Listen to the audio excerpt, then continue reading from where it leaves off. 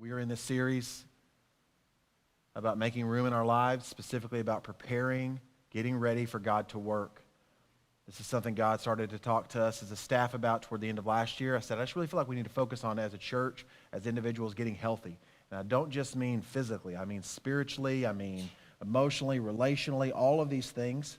We need to do something. And so we've set aside this time at the beginning of the year for 21 days of prayer and fasting. This is day 8. If you're with us, if you haven't grabbed a prayer guide, there's still some available out in the lobby. Grab one of those before you leave. But also on all of our social media, we're sharing a video or a thought or something each day to kind of help connect us in that. But we're going to come together on February the 2nd for communion, and we'll break our fast collectively together, whether you've been doing a dietary fast or maybe a soul fast, giving up technology or something like that for the 21 days. We'll break those fasts together on February 2nd here. And so we began this series with this passage from 2 Corinthians 4 that I'm going to read to you. It's verses 8 through 10. It says, "One day Elisha went to Shunem. A prominent woman who lived there persuaded him to eat some food. So whenever he passed by, he stopped there to eat. Then she said to her husband, 'I know that the one who often passes by here is a holy man of God. So let's make a small walled-in upper room and put a bed, a table, a chair, and a lamp there for him. Whenever he comes, he can stay there.'" So she literally made a room in her house, in her life, for the man of God. She made a space for God to be able to work. You look at the things that she put there. She put a table, a chair, and a lamp, but she also put a bed there. And it says in verse 11, one day he came there and stopped at the upstairs room to lie down. He came there to rest. And so today I want us to look at making room for rest. And this may not be what you think it is. I'm guessing there may be a little bit more to it than you've considered. Let me share a few things with you. One is that studies show that 68% of Americans have trouble sleeping at least one night a week. For some of you, it's more than one night. Another study said that 39% admit to having fallen asleep in public in the last 30 days. It's not in there, but most of those were Sunday morning, either 9:15-ish or 10:45-ish. Yes, I do see you when you fall asleep. I don't judge you. I don't. At least not outwardly. I just do it in my heart like a good Baptist. 63% say they use some sort of a sleep aid regularly, whether that's a prescription or something over the counter, to be able to fall asleep. How about this? A recent report from the U.S. Travel Association showed that 52% of Americans left unused vacation days on the table. A total of over 212 million unused vacation days in the last year. That's a lot of time not used. The thing is that we have a problem with rest. It's because our lives are out of balance. So what I want to do this morning is I want to give you some biblical points on making room for rest, but I also want to give you some questions that you can ask yourself, some like diagnostic questions. So I'm going to give you 6 questions that are going to be woven through this, and then 3 truths. So I'm going to start with a question. How about this? What if my ability to rest determined the degree to which God could work in and through my life? What if the limit on how much God can do in your life is about how much room you make for rest? And that's not normally how we think about that. When we think work, that's the opposite of rest. But we have to make room for the work by making room for rest. The fruit of the Spirit, Galatians 5:22 and 23, but the fruit of the Spirit is love, joy, peace, patience, kindness, goodness, faithfulness, gentleness, and self-control. The law is not against such things. This is a work of the Spirit of God in us. So I'll tell you, every year, you don't need to set a resolution to be more patient this year or to be more kind. If anything, you need to say, I need to be more full of the Spirit of God, because when you're full of the Spirit, the fruit of the Spirit will be seen in your life. But when we're talking about a work of the Spirit of God, we're talking about a spiritual work, we don't often consider that we are also physical beings. And when we are physically out of line with God's design for us, it impacts us spiritually. In other words, like the fruit of the Spirit vanishes when you're tired and hungry, right? The most kind and patient person you know, when they're exhausted and when they're famished, the fruit of the Spirit, poof, gone. Because it's not there. The fruit of the Spirit is not love, joy, patience, kindness, and hangriness. It's not in there. So there's this physical thing that happens that tends to get in the way of the work of God in our lives. So it's a limited capacity. So let me ask you another question. What if how I manage rest is more important than how I manage work? How about this? What if my commitment to a rhythm of rest has more impact on my long-term fruitfulness than how hard I work? You see, we have to make room for rest, and we do that when we embrace God's design for us.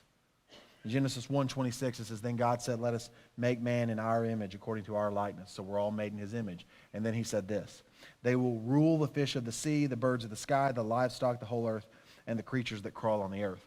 That is a design for work. He's made us to work.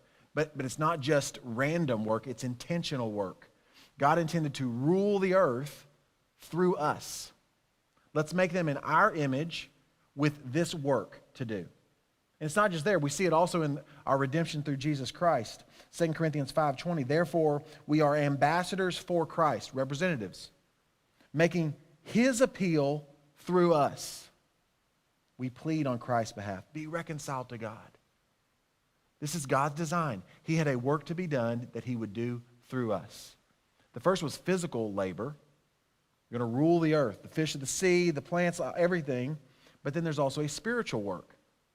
This is God's appeal to be reconciled to him made through us. That's God's design. We're his ambassadors. We're his representatives in person and in our purpose, in our work and in the purpose for our work. Made in the image of God, designed to work within God-given parameters. Question 4, what if the condition of my life tomorrow was dependent upon how I rested today? My physical health, my relationships, even the career that I pursue. And just so I'm clear, none of this is an excuse to be lazy. It's not. We should have a Christ-honoring work ethic, Colossians 3:23. "Whatever you do, do it from the heart as something done for the Lord and not for people. Knowing that you will receive the reward of an inheritance from the Lord, you serve the Lord Christ." We should be fully committed to whatever we say yes to. If we agree to it, if we commit to it, we should do it from the heart as something done for the Lord. But we can't do that if we say yes to too many things, even if they're good things. This is about understanding God's design for our lives and for our time, which leads to the next point. If the first one is I make room by embracing God's design, the second one is I make room for rest when I follow God's example. Genesis 2. "So the heavens and the earth and everything in them were completed. On the seventh day, God had completed his work that he had done, and he rested on the seventh day from all his work that he had done. God blessed the seventh day and declared it holy, for on it he rested from all his work of creation." God set the example. It was his intent that we follow that example, that we not only work, but we rest. He even commanded, Exodus 20, "Remember the Sabbath day to keep it holy. You are to labor 6 days and do all your work." That's a command to work. "But the seventh day is a Sabbath to the Lord your God. You must not do any work. You, your son or daughter, your male or female servant, your livestock, or the resident alien who is within your city gates. For the Lord made the heavens and the earth, the sea, and everything in them in 6 days. Then he rested. Therefore the Lord blessed the Sabbath day and declared it holy." That last little part there, he's basically saying this. If God can create everything in 6 days, whatever it is you have to get done, 6 days is enough. You must rest. He set this example. But not only that, he laid it out and hardwired it into the creative order that we should rest. We have a 24-hour day. It's based on the earth rotating on its axis. It's just hardwired in. We can't change that. Man, I wish I had more hours in my day. Tough. God, he fixed it. It's not changing. We have 12 months based on the phases of the moon. We have a year that's based on how long it takes for the earth to revolve around the sun. The only metric of time that we regularly use that's not hardwired into creation is the week. So God established the example for that. And he said it'll be 6 days and then the Sabbath. You have to rest. It's almost as though God knew what our human physical tendencies would be, that if he gave us 24 hours of daylight, we would work ourselves to death. So he gave us morning and evening. He gave us seasons. But even within that, he said, you must pause to rest. And I'm going to set the example. Everything that I need to do, I'm going to get it done in 6 days. God commanded us to take a Sabbath rest. And don't forget, God only ever commands for us what is best for us. If he tells you to do it, you need to do it. Not just because you're going to be punished if you don't, because you'll suffer if you don't, because it's what's actually best for you. Do you have room in your life, in your schedule for rest? Or are you running yourself ragged?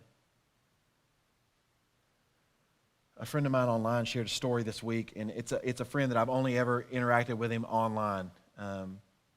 He's pastored in other areas of the country and actually works with pro-life ministries and runs an adoption organization that helps women in crisis pregnancy situations find homes for the children that they're carrying. He actually has 10 children, I believe 7 or 8 of which are adopted from crisis pregnancy situations. So his family vehicle is a 15-passenger van, as you can guess, with 10 kids. And so he said the other day he looked down and the gas gauge was on empty. So he said, in my adult life, I've never once run out of gas, and I'm not starting now. So he stops to get gas, and when he puts it in and starts to pump, it'll only take like a gallon, maybe 2 gallons. And he's like, there's something wrong with this pump. So he puts it in, drives around to another spot, puts it in, starts trying to pump, won't take any. And he's like, I don't have time for this. I've got something to get to. So he goes on, picks up kids, takes them where they need to go. Later he says, again, I've never run out of gas. I'm not starting now. It says empty. He goes back. It won't take any gas. He calls a mechanic. They start talking that maybe it's blocked, all these things. And then finally he remembers, I got gas yesterday.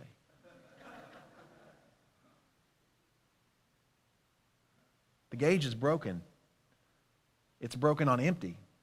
Now, if your gas gauge is going to break, you want it to break on empty and not full, right?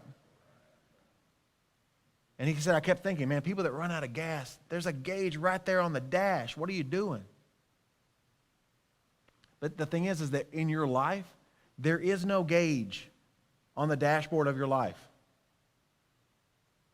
And for many of us, if it was, we would think that it's always on full.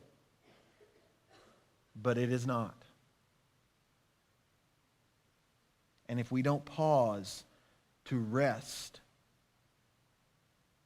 we're going to be living a life that has a gas gauge that's broken on full. And we won't know we're empty until we come to a crashing halt. I grew up in church. You guys, if you've been around long, you know that. My whole life I've been in church.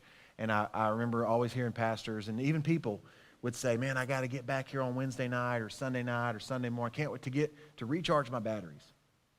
I got to get recharged.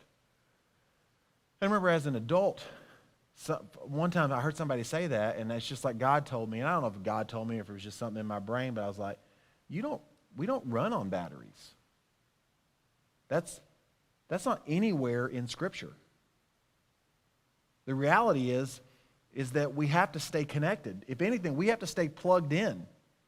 We are not wireless. We're not. Everything in the world is now, right? My phone, I just sit it on something and it charges. I don't have to plug in anything. It's amazing. It's not how we function. You don't need to come back to church every Sunday to recharge. You have to stay connected. Jesus made this clear. He said in John 15, I am the vine, you are the branches. The one who remains in me and I in him produce much fruit, because you can do nothing without me. You see, I make room for rest when I embrace God's design and when I follow his example, but also when I trust him to be my source of provision. That's who Jesus is. What if my fruitfulness depended more on resting and trusting in God than in my determination to work hard? Why do we become workaholics? Why do we leave vacation days on the table? Why do we overschedule our lives? It's either because we don't trust God to provide, or we are seeking meaning and purpose in busyness and activity. A couple of weeks ago, we watched The Sound of Music, which my kids had never seen, and I hadn't seen it in like 20 years, and it was on Disney Plus, and so we've been watching all these old movies lately, reminiscing, and so we watched The Sound of Music. First movie I think my kids ever watched, they had an intermission. They were like, what is this? And I was like, the movie was so long, they had to break it up. But early in the movie, there's this scene with Captain Von Trapp and the Baroness. You may remember it. And she's walking around and commenting how beautiful it is where he lives. And she says, why are you always traveling and leaving this place? And he makes this statement. He says, well, activity suggests a life filled with purpose. In other words, when we look busy, when we look like we have lots of activity, it makes it appear, not just to others, but even to ourselves, that we have meaning and purpose. When I don't trust in God to provide, not just financially and all those other things, but when I don't trust him as my source of meaning and purpose, what I'll do instead is I'll either overwork or I will overschedule. And again, none of this stands in opposition to a God-honoring work ethic. Whatever your hand finds to do, remember Colossians 3? Whatever you do, do it from the heart as though you're doing it for the Lord. So we work hard, but we intentionally rest. Why? Because we trust in God more than we trust in our ability. We trust in God and we believe in him as the source of our meaning and purpose. Here's the thing. Jesus shows that he's our source of success and provision by saying those who remain in me and I in them produce much fruit. But the ones who don't produce nothing. And many of us, that's what we're trying to do.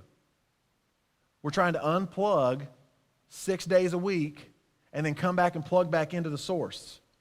And it doesn't work. It doesn't work. It's not just that you don't produce as much. It's not that you're not as successful. Jesus says it's all or nothing.